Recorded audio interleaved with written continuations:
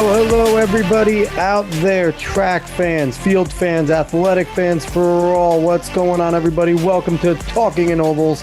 I am Alex Cuesta, co-host over there, Dave Hyatt. What up, Coach? How are you?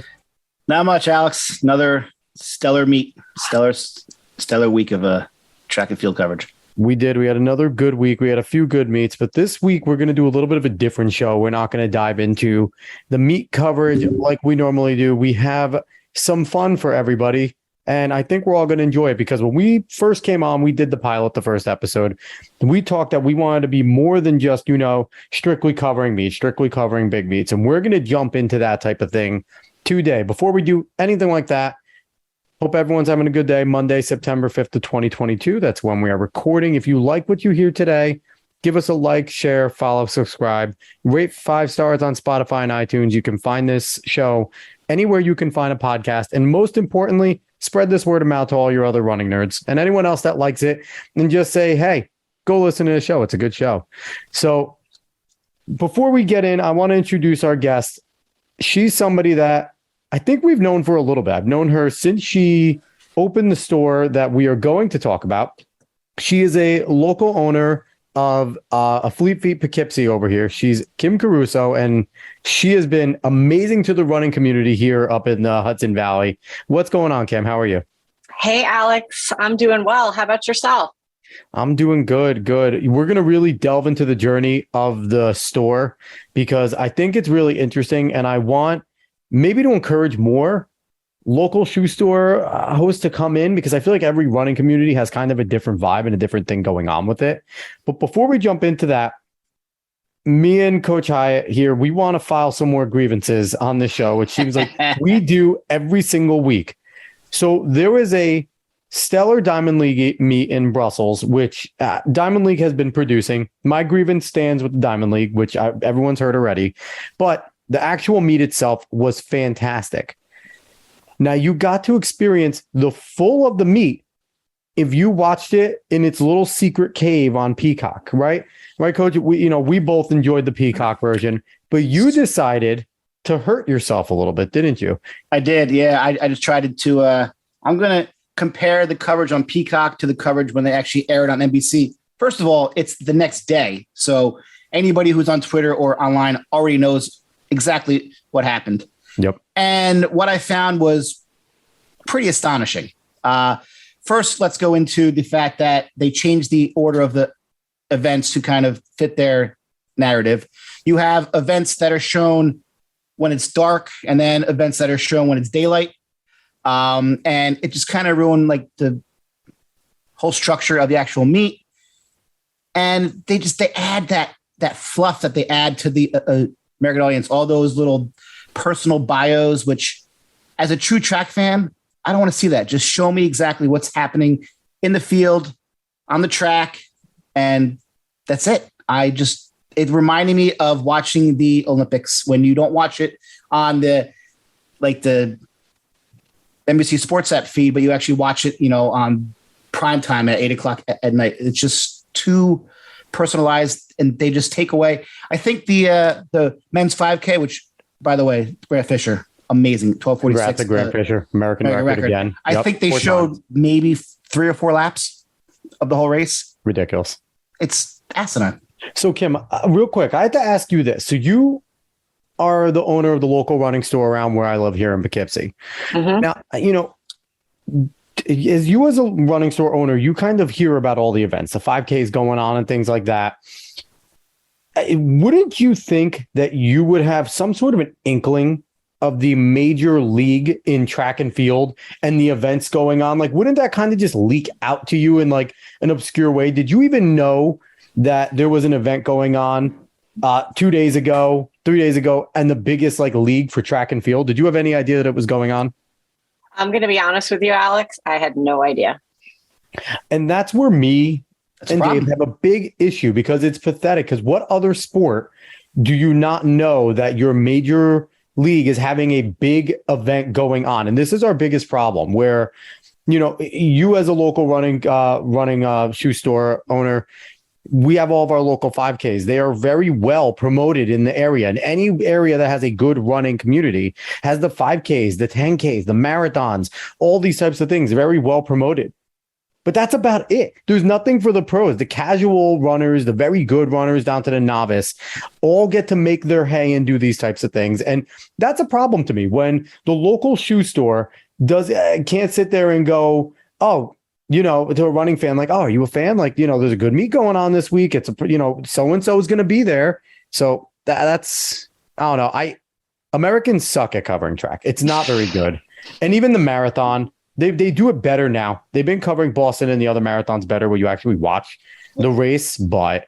Well, I mean, because that is on it's usually on the app for NBC Sports and they do cover it in its entirety. So It's great, but I was just so, and the world feed, the announcers, it's not pro this country. It's just telling you exactly how it is, what is happening on the track or in that event.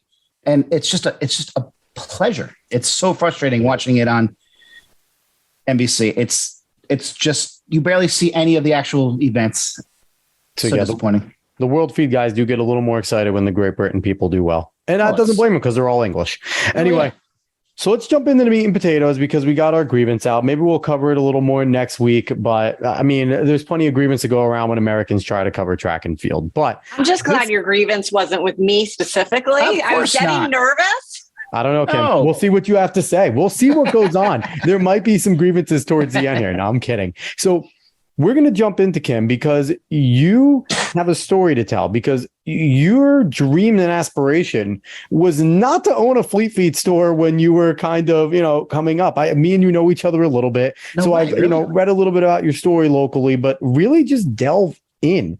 What made you sit there, look around in Poughkeepsie, our local area here, and go, we need a real shoe store? Because before then I ran at Marist College and such, and it was either, try to scour the mall to try and find a decent shoe. But if you're a legitimate runner, you're looking there and you're going, they only have the big name shoes or Nikes. And I just remember at Marist, it'd be like, okay, the ASICS catalog's here. And it's be like, cool, that's what we're doing. Or you're ordering online and hoping.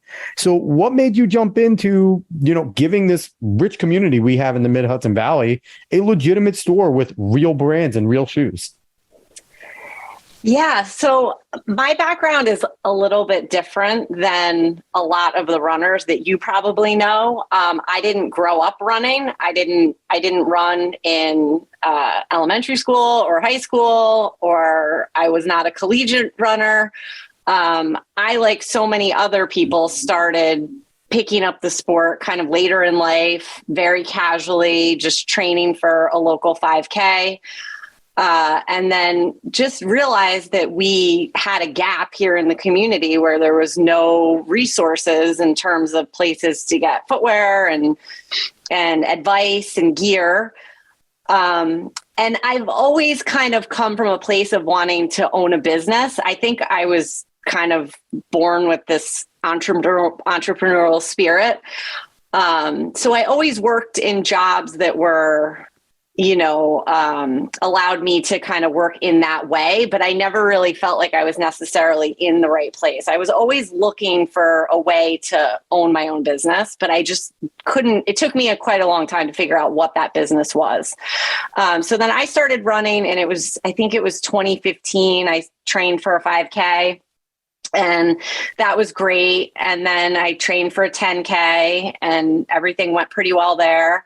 And then I said, I wonder if I could do a half marathon. That seems daunting. And then that was where things started to get interesting, little injuries creep up and, oh yeah, all the things that runners deal with when they start, getting into different distance. And that was when I started asking questions. Where do I go and what do I do? And I have this little nagging injury, and And everybody that I spoke to said, oh, well, you have to travel. You have to go to Albany. They have a running store up there. You have to go to New Jersey or Connecticut or Westchester, but we don't have that here. And I was like, well, this is kind of weird. Why don't we have this here?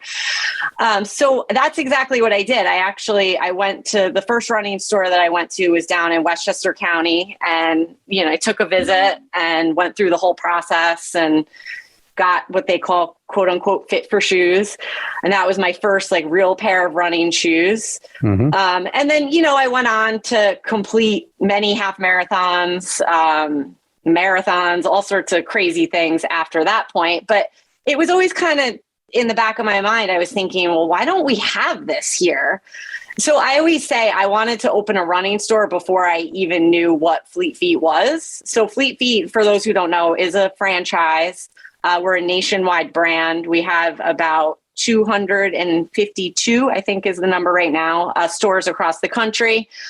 But I didn't know that Fleet Feet existed because one, I was a relatively new runner, and two, we don't have any. The closest one is Albany or New Jersey. So Kim, I don't know if you found it bizarre, but we have the Mid-Hudson Roadrunners here, and it's one of like the most like rich road running communities I think I've seen around. There's, a ton of races, a lot of participants. So like, did you look around at that too? And is like, how have they been thriving this long if there's like no local community store? Like, is that something that you also looked at and kind of bothered you and pushed you more?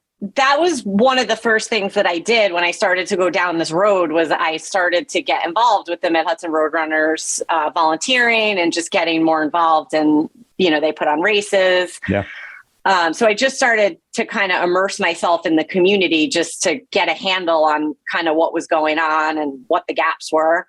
And then that was when I said to myself, I wonder if there's a franchise, because I would love to open a running store, but I don't really know. I don't know if this is even something I could do or if I even have the experience to do something like this. So that was when I started looking into a franchise, and I found Fleet Feet. And then I traveled around to a couple of different stores. I had to drive, but I went and I did that. And then that was when I got in touch with them and said, I think that there's kind of a gap in the market here in Poughkeepsie. And everybody was like, oh, what? Nobody knew, nobody knew what Poughkeepsie there. Where is this? And we did some market research in terms of just like demographics and population. And, we don't have a ton of population here in this area, but we have a lot more than other areas in the country. Yeah, we're not a major city, but we have enough around, and especially with interest in running. And, we have, Marist College is close and they're the big program. We have Vassar and they're a decent program for D3. So, there's something here. Right. And at the time we had the Walkway Over the Hudson was still doing their marathon. So that was one of the things when I spoke to Fleet Feet, I said, we have actually a pretty substantial marathon here, right in our city. It's sanctioned too. Yeah. USA sanctioned marathon. So those were the conversations that we started to have. And I compared our market a lot to Albany, actually, because if you look at the population numbers and the income numbers, they're actually very similar if you look kind of on a county level. So the Fleet Feet up in Albany has been around many, many years, and they've been very successful. So that was kind of my case study. If they can do it there, we should absolutely be able to do this and make it work here with the population and the demographics that we have to work with.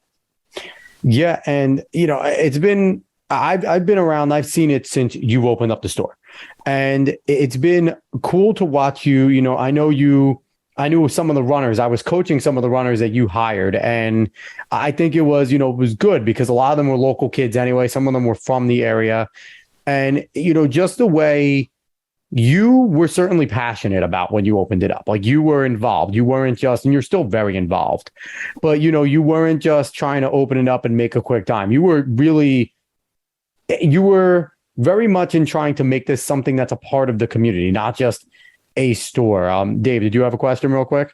No, I'm just saying, like growing up here where we did in Ocean County, New Jersey, like I was always blessed in high school that we had this place called Miles Ahead. Yep. We all got our shoes there. I bought every single pair of running shoes that I ever had from high school on. And then when I coached, I was like, hey guys, if you're serious about running at all, you have to go there. Cause just like you said, like fit for your shoes, like they would look at your feet. They would give you a foot analysis, a gait analysis, and they would just make sure that you definitely had the right shoes for your type of foot. And also based on the events that you're going to compete in, whether it was training shoes, whether it was spikes. I mean, they would even get you pole vault spikes, javelin spikes, anything that you needed. It was amazing. Do you still remember the route? Because I remember they used to tell us the streets to go take a jog on when we were trying to get the trainers. I forget it. They would be like, take this road, come back this road. And they gave us a route to go and try our Miles shoes. Ahead has actually moved into a much larger store now. It's not that really tiny little shack that it had. But I mean, they are always sponsoring meets. They do so much for the running community. And if you are a high school student, you mentioned that what high school you go to, and 10% off, right? Yep. Something like that. Yeah. So I mean, it's just great. And every coach knows that, and you trust that sending your athlete there, they will get the absolute best shoes that they could possibly get for what they need them for. And that's the cool part, Kim, because from what I saw from what you were doing was similar to that store. And that store has been around for ages. It's a legend in our area where me and Coach grew up. And one of the things was, if you went there, they would, the coaches would say, oh, there's a bunch of college kids that work there. And, they're runners in college. This is just their side job, or they're local guys, and they understand it. So they know. And that was cool because you would go there. And one of my coaches went to school with one of the guys there. They both ran distance at Penn State. So it was like, there's always, you could find those little connections. And I saw you doing that here, and it got me excited to see that. Now, when you opened up, Kim, what was the reception when you first jumped in and the grand opening happened? Were you overwhelmed with people that wanted to come in? Were you nervous because there wasn't as many as you thought? What was that situation like? I think, you go into something like this and you really don't know what to expect. So I was in a situation where I had a pretty successful corporate career. I worked in sales and marketing for about 15 years. And my decision to move forward with this was really from a place of passion. This was something that I wanted to do and I felt strongly about. And I really wanted to wake up every day and love what I do. And I wasn't in that situation. So I felt really good going into it that I had found the right thing for me. And then it's just a matter of, okay, I think it's going to work, but there's always that little bit of nervousness because you don't know. This is completely uncharted waters for everyone. There's been a couple of very small running stores that have popped up throughout the years here, but no franchise. And really nothing to speak of. So it's just completely uncharted water. So of course, I had every degree of confidence that we were going to be successful, but there's always that hint of, well, who really actually knows what's going to happen? But I have to say, the community was just so warm and receptive to us from day one, truthfully. We got off to an amazing start, and I speak to a lot of new franchisees now who are kind of considering, opening a franchise. And I always say, like, we're a little bit spoiled in Poughkeepsie because we didn't really struggle all that much. We were very lucky in that the community really embraced us and we were able to really hit the ground running. We actually, fun fact, we broke the first year sales record for Fleet Feet for a new store in a new market. Wow. Congratulations. Belated. That record had previously been held by Albany, and that was 10 or 12 years ago at the time that we had opened. So for all that period, nobody had broke that record. And then we were able to do that here in Poughkeepsie. So that kind of, from the franchise perspective, then all of a sudden everybody knew where Poughkeepsie was, where when we were first talking about opening, people were like, where's this place? So that kind of put us on the map. And but I mean, the community's been amazing. And, this is definitely a business that you have to work at. And I work hard at it every single day. This is not, when I speak to new franchisees, I say, if you're looking to invest in something or you're looking to make money, I could give you like 100 other business ideas that will probably be more lucrative, truthfully. But this is something that you have to work at every day. It's not a build it and they will come. I get kind of frustrated when people say that because I'm like, that's not the strategy at all. It's build it and then tell them about it and then tell them about it again and then go find them and drag them in and then make sure they have a great experience and tell all their friends. That's really what we do. So say you are a parent and your child decides to go out for cross country in the fall for the first time. I remember my first trip to a miles ahead. My family and I had no idea. We just thought, oh, well, you just run in any kind of shoe. So we went there, they did everything. And I learned that I supinate, which for you guys don't know, means that you roll outward, because I have high arches. So what would you say is the biggest advantage to going to a store that specializes in running attire rather than your Kohl's or your, mall? Foot Locker, Foot Action, Finish Line, one of those. Yeah, I mean, there's so many benefits. I think the first is we have really great technology that we use to aid in the fit process. So we have a pretty cool and innovative 3D foot scanner that takes dynamic measurements of your feet, and it gives us super precise measurements of the foot, the length, the width, the arches, the volume of the foot, the amount of space it's going to take up in a shoe. It doesn't necessarily tell us this person should wear this shoe, but it gives us a bunch of data points that we can use to then kind of narrow down the selection to get that person a shoe that's likely to be more comfortable for them. So you're starting from a point of having accurate data. And the thing that we find the most is particularly when kids come in, I mean, that's who we're seeing right now. Obviously, cross-country season is about to kick off, and that's who we've been helping. We're super busy right now because this is like kind of our busiest few weeks of the year. But these kids don't even know what size they are. I mean, they're coming in. I had one kid, his mom was like, he's a size 14. She said, do you carry 14s? And I said, yeah, we have 14s, but let's get him scanned and let's check his size and let's see what's going on. So I measure the kid. The kid's like a size 10. So I said to him, I said, did you wear shoes in here? He said, yeah. I said, could you put them back on for me? So he puts the shoes back on. I bend them in half, literally. And his foot, and the mom goes, oh, she said, I had no idea. She said, he told me he was a 14. So things like that happen every day. And people have no idea. He told, I don't know. I get mad at that mom. He told me, I don't care what he tells you. Right. I digress. This isn't a parenting show, but I'd imagine, Kim, you see all sorts of types. I'm sure. We see all the things. So it's great when parents bring their kids in and, kind of with the willingness to learn and be open to possibilities. And then they know that they have the resource where we can help to guide them. Whether it's just a trainer or whether it's a spike. I mean, we get a lot of kids this time of year who come in and they want spikes, right? That's like the buzzword. I need spikes. I need spikes. First question, what grade are you in? Seventh grade. Okay, you don't need spikes. We'll give you some waffles. Go away. Take some waffles and get away from us. And that's where run your first race first. Right. We can guide the parents because a lot of times the kids, they have a pair of Vans and then they think they need spikes. And then they don't have anything to train in because nobody told them that they needed a trainer. So that's where we're able to spend some time with the parents and say, look, your son or daughter needs a shoe that they're going to run the bulk of their miles in. Once they get, they start racing, depending on their level of competitiveness, there's different options as far as spikes, entry level, and we can cross that bridge when the time comes. And also, from coaching middle school, I was lucky that I ran in college and coached high school as well, but the majority of your middle school coaches know nothing about running in the first place. They're either coach a different sport or they're just doing it because it's extra money. So they're not always the biggest help. So having a store locally that the parents can go to and actually trust is paramount.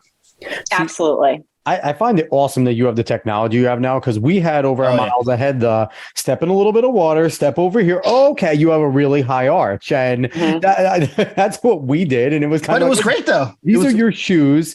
And so, Kim, I'm curious with you, when you have parents step in, running shoes aren't cheap. No. And they come in. Are some parents shocked when they sit there and they're like, you're like, here are the shoes your kid should buy. Your kid has this, and this is what they need. They're I'm a supinator too.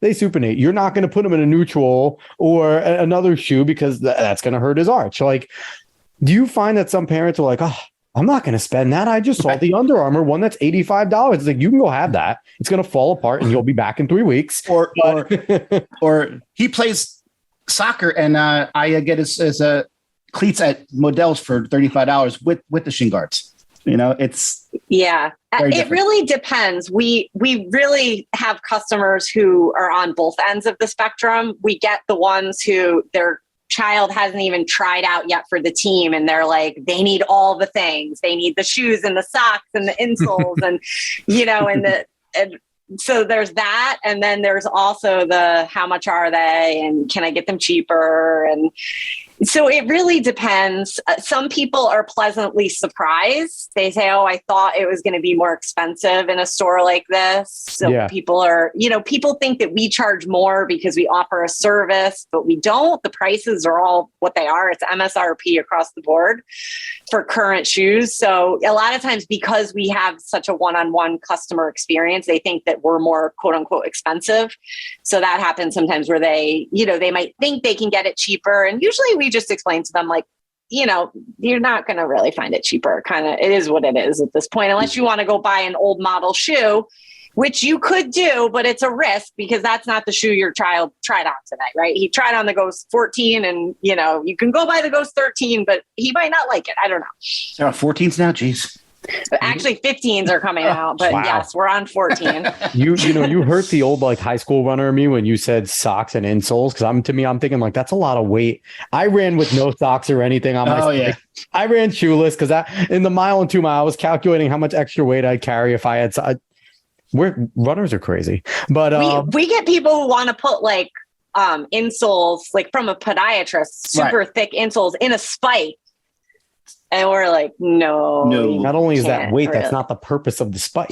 That's not going to work. We'll just fit you in these. So as you're going through the store, what has kind of been the cooperation with any of the local schools? Have you found that they really wanted to partner with you in terms of, like Coach said here, a lot of middle school coaches don't know. A lot of middle school kids is their first time, they're about to run the 1.5 miles for the first time. They're about to step on the track and, maybe do a sprint for the first time and they're not just wearing their Nikes or whatever. Do you find that there's schools that are coming to you now and going, we're going to try and funnel our team to you? Can you or do you do discounts? Like what is there? Have you been working with those locally? Definitely.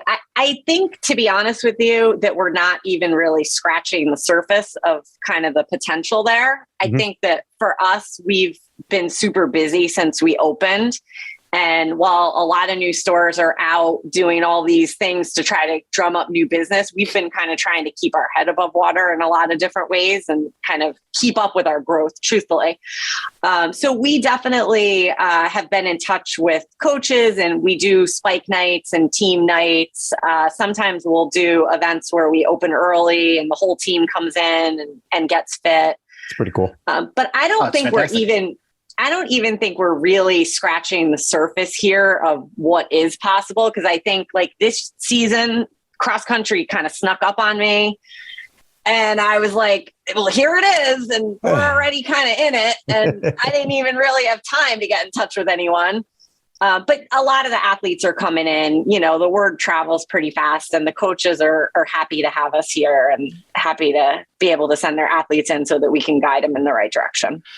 What would you say is the biggest difference between going into your store and maybe having an online component? Because obviously you don't get that fit for shoe service that you're talking about. Because when I was growing up, it was either Miles Ahead or get out the old East Bay catalog. And just, and today it's Amazon, right? That's what everyone talks about is Amazon. So obviously we're a brick and mortar store, and online is always, we have our own website. So people can shop with us locally through Fleet Feet, Poughkeepsie.com, which is awesome. But obviously we're always kind of competing with online. But I think when you start talking about a product like shoes, it's one where people really want to try it on for the most part, and they want to kind of feel it before they buy it. And particularly because the models are always changing. So it's not even a situation anymore where, you go and you get fit and your shoe and now you can just order it online, because that shoe is going to be different next year. And if you make that mistake one time online where you order it and it's not what you thought it was going to be and you're stuck with it, you would have been better off to go and take the time to try a few things on. And we could tell you, hey, that model changed. You might like this model instead. So, I mean, I think we're in a really good position in terms of, you know, quote unquote, competing versus online at this point. I want to ask a question a little bit on the kind of, I guess, insider stuff in terms of inventory, because I know runners like me are crazy. And if we like a shoe, we like a shoe. And, you know, I knew I liked, Brooks had kind of like the free project going on for a long time and they ended it. And for me, it was like kind of like, now what, like, you know, what do I do? So if you find a runner that's neurotic like me, that kind of likes a certain style of shoe and that exact number, and they come to you and it's changed, are you have the ability to like help out in terms of ordering the shoe to your store or something like that? Or is what's in the inventory there in that sense?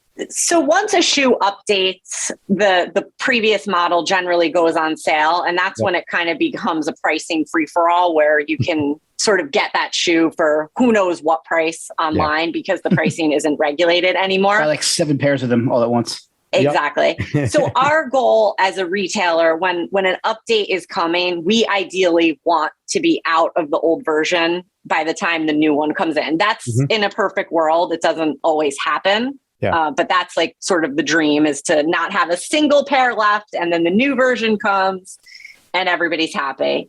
But once a shoe updates, generally we can't order the old ones anymore because at that point the inventory is gone. So in that case, we would probably just direct you to get it online. Okay. We don't really want anyone to pay. I don't want anyone to pay more for anything. You know, a lot of people say, oh, I don't mind paying more because I want to keep my local running store around, which is great. And that's an awesome thought process, and that's fantastic. But truthfully, I don't want you to pay more. I want you to pay the same thing that you would pay everywhere else. That's really always the goal. So if there's something where I think you can get it cheaper, I'm just going to say you can probably find that online cheaper, and you should probably just go do that if that's really the shoe that you're wanting. Kim, you're awesome. You make the running community happy. I always found it fascinating when I was coaching, trying to explain to the parents that there's not just Nike or Adidas or Reebok. There's a vast amount of shoe companies that just focus on running shoes with your Brooks, your Hokas, your Mizunos. And I prefer, when I ran, I love Saucony or Saucony. By the way, do you know the proper way to actually pronounce that company? I do. Oh, thank you. It's going to be something we've never heard before. No. So I'm going to give you 2 different pronunciations. So the correct pronunciation is sock, S-O-C-K, and then knee, like your kneecap. Saucony. In New York, it's Saucony. Gotcha. So it's like punching a knee, Saucony. Now, where's Saucony out of? Because I'm going to say that from now on, just because I want to sound like I'm punching somebody in the knee. So where is Saucony? Like, where are they located? Like, do we know where their base is? I have no clue. I don't know. Do you know? No, but I'm going to look that up. I'm just glad now that I know, because we would, being track nerds, we would debate that all the time, especially us cross-country nerds, more so than it's definitely the most mispronounced brand in the store. Although Hoka, we get some interesting pronunciations of Hoka. And the on shoes, on running, the on clouds. We have at least 4 customers a day call those QCs for whatever reason. I think the logo looks like a QC. So it's founded in Kutztown, PA in 1898. Okay. I thought it was Massachusetts, but it is Pennsylvania. It's headquartered in Waltham, Massachusetts. That's where it's headquartered. Okay, that's what I was thinking. Founded in Kutztown. But Saucony, I thought that was going to be somewhere in Europe. Like, that does not sound like an American company. Okay, there we go. So you learned something new. So everybody, the debate is over. It's Saucony. Go punch a knee and wear those shoes. Anyway, so as you come in the store, as you get all sorts of types, you get your casual runner, your new runner, your experienced runner.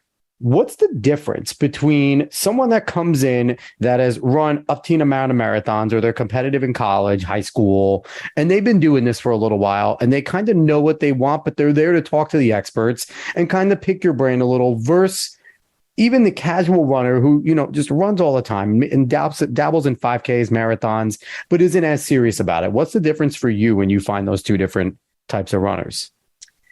Yeah, I mean, the more experienced runners tend to know what they want, and they tend to have an idea of something that they want to try. So they'll come in and say, I've been running in ABC shoe. I read about these new, whatever it is, Endorphin Pros or Nike Zoom Flies or what have you, and I'm interested in trying them. And then in those cases, we're just kind of really steering them, saying, well, if you've had good luck with A, then B, C, and D might be some great options for you to try, and letting them try some stuff on. But any of them debated you? Have any of them kind of debated you on shoes? Like, will you steer them away? And it's like, well, I know. And it's like, then why are you here? Like, have you had those situations where people come and just try and test you and debate you? That happens more often with size than anything else, where people come in and they'll say, when we say, hey, we usually do a quick 3D foot scan. It only takes a few seconds just to double check your size and, kind of make sure we're heading in the right direction. And then, oh, great. That sounds wonderful. And then, they're not wearing the right size. They measure like a 10 and they're wearing a 9. And then, you show them the data and you show them and they're like, no, I'm a 9, and they're like, okay, well, let me just grab one just to kind of get your foot in it. We'll kind of see. And then they kind of want to argue like, no, I'm a 9, so I'm like, why'd you come here? Who's easier to deal with, guys or girls? Who's generally easier to deal with in terms of shoes and being more open to kind of the new advice? I'm putting you on the spot here. I feel like it hashtag it depends. It really, really depends. I will say everybody is being more color picky lately. Oh, yes. Men and women. And that's really you gotta look across good. The board. Everybody's a little bit more picky about color. I remember like when I got my first pair, I didn't really care. They could have been really any color. They felt great. And that was what they told me to get. And I didn't even think to ask for another color. But with the internet and so much accessibility everywhere, like the color thing, I would say across the board for all genders is just becoming more of an issue. And the real kicker is when it's like the spouse saying, like the husband has on the shoe and he's like, these are great. And the wife's like, I don't like that color, And then he's like, and she's like, yeah, and then he's like, oh, I guess I can't get the color. And we're like, oh, okay. I know also, schools, like kids like to kind of maybe match their uniform colors. So I could see that being something that also matters. Yes. And also if their rival team is a color, they don't want that color. And It's funny because when you start getting into footwear buying and styles and colors, the first thing you learn is that don't buy red shoes because red is the most polarizing color and red never sells. And what's interesting is we have so many red schools here that I'm like, I always want the red shoes. See, I always bought red because I was a weirdo and I'd run with the bright red ones. Like I made sure I found some red and black because Maris hated the color black and they didn't like us wearing it. So of course I did that. And then the red because Foxes. You would think in our area that would be in it with ketchup and stuff like that too. Like that would actually be popular. We do sell red shoes pretty well. And I think it's for that reason, but it's just funny because a lot of times when we do our orders, I'm the only store ordering the red because nobody wants red is just the color that you stay away from in terms of footwear. So did I know that? They always say, don't order the red. No one will buy the red. But I was like, well, except in Poughkeepsie because we have red schools. So as you're looking at it, as you're running, your store and you're really involved and you guys sponsor, you have a lot of cool plans. The donut run was amazing. I love seeing the donut run and you try to make it fun.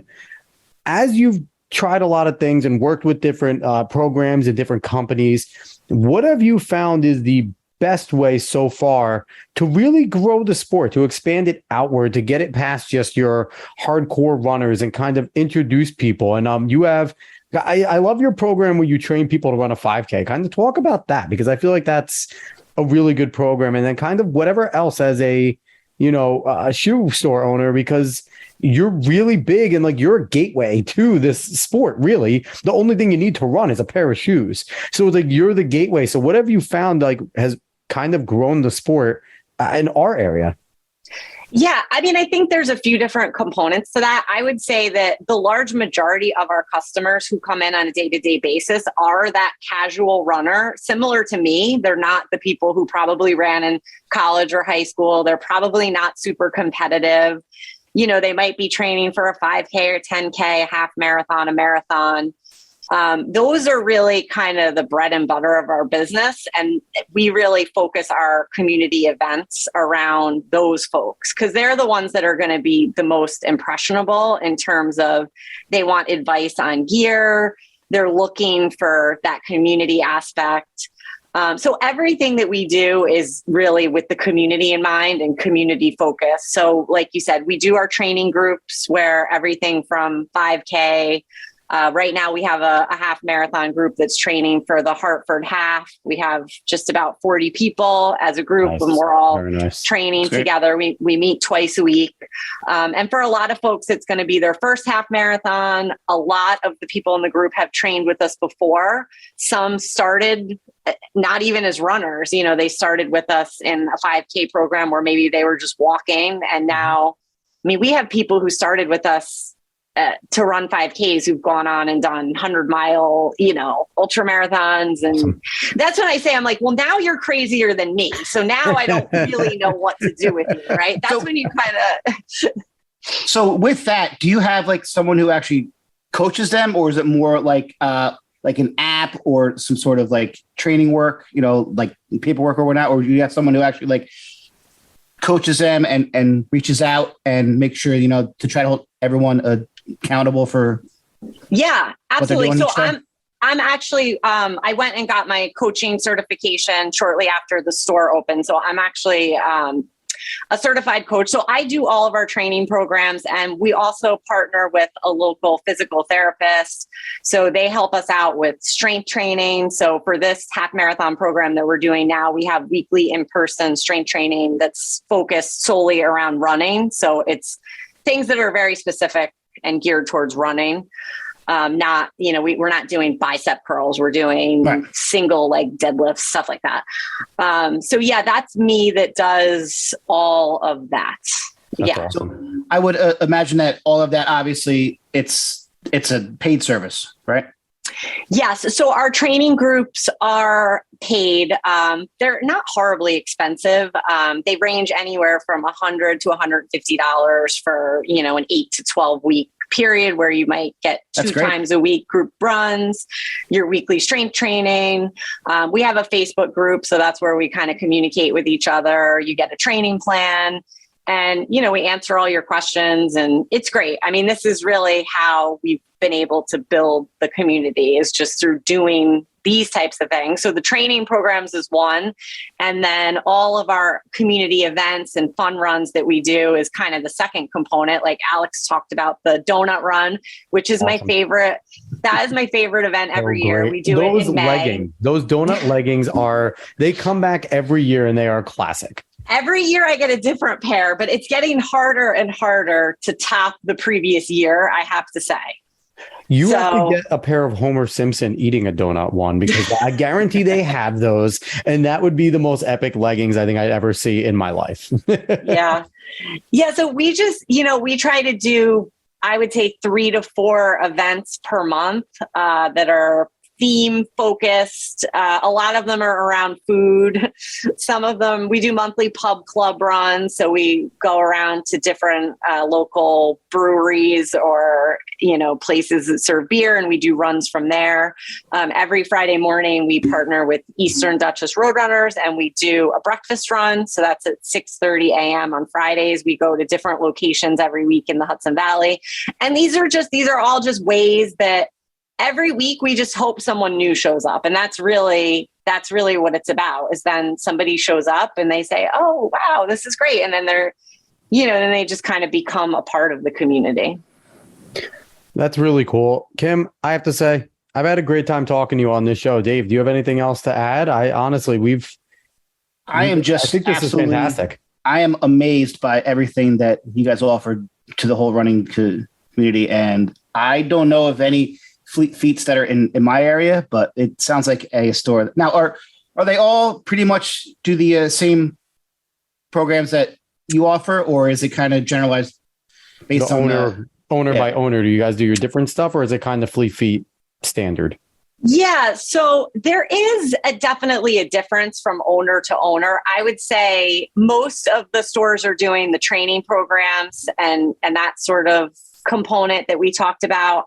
The fun runs and the events, that's kind of my spin on it. So like I said, I came from a sales and marketing background. So events and marketing is really kind of my jam. And that's what gets me excited. So I always am looking for ways just to do something different and get people excited. And whatever that is, right now we're actually doing a virtual challenge, September and October. It's like scavenger hunt challenge. And you have to do, I came up with this thing myself. It's crazy. You have to do 50 tasks centered around running, silly things. You have to wear silly things and it just gets people moving and it gets them excited and keeps them motivated. Keeps them accountable because they have to log the activities and, they get a shirt and they get a medal and that gets people excited. So that's really what it's about. So yeah, this has been awesome. Kim, I really appreciate you coming on again. Kim Caruso, owner of Fleet Feet Poughkeepsie. You talked about a bevy of things already. Anything else that you want to promote, shout out that's coming up events wise, any social media that you would like people to know that they can reach out to you or events that they can do in the area? Yeah, we're always super active on social media. So if you follow us on Instagram or Facebook, Fleet Feet Poughkeepsie, that's where we post lots of product related stuff as well as all of our events. We have a couple cool things coming up. The end of September, we're going to be doing a pancake run, which I haven't opened up yet, but I need to get that going. It's National Pancake Day. Very nice. So we're going to do a run and then we're going to eat pancakes, obviously. So that's going to be awesome. October, we're actually doing a color run. That one's going to be a fundraiser. So that's going to be pretty cool. We're definitely doing something Halloween themed. And this year, for the first time ever, we're doing a Day of the Dead night run, which is going to be a skull themed. I'm obsessed with skulls. So I've wanted to do this since we opened. It's happening this year. How about keep an eye out. Santa run? I know those are usually popular. Every year we actually do an ugly sweater run. It's usually the first weekend in December. This year, I think it falls on National Sock Day. So I'm pretty sure that we're doing an ugly sweater sock as the giveaway. So that one's going to be a lot of fun.